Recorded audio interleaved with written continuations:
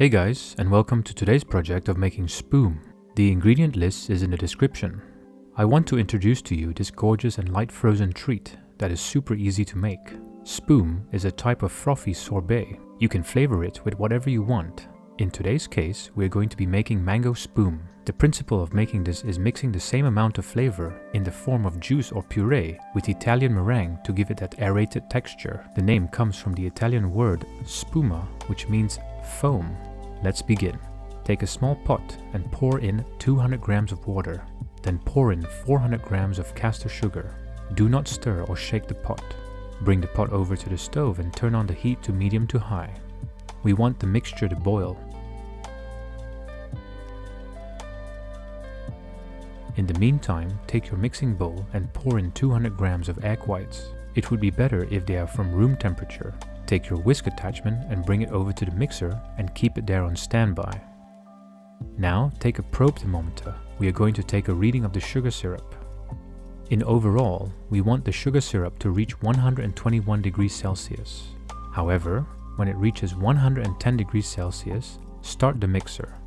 Turn it on to medium to high speed. In the meantime, measure the sugar syrup temperature again.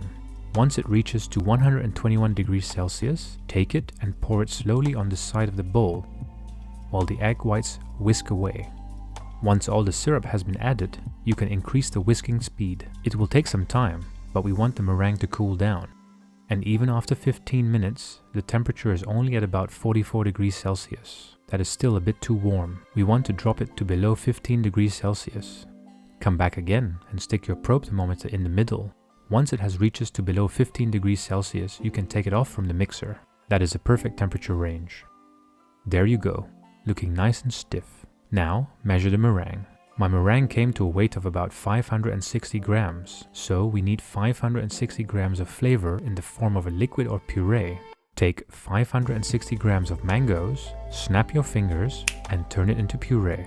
Just like that. Once you have that done, take a large bowl, pour in half of the mango puree. Take 1/3 of the meringue and fold it in gently. Don't worry about any unmixed meringue at this point. They will get mixed in eventually. Pour in some more meringue and mix again. Then pour in all of the mango puree.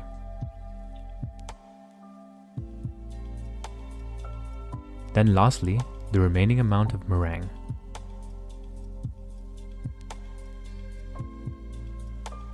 Once everything is almost together, to help make things easier, take a whisk and do some last final rounds with the whisk to break up and loosen any meringue pockets.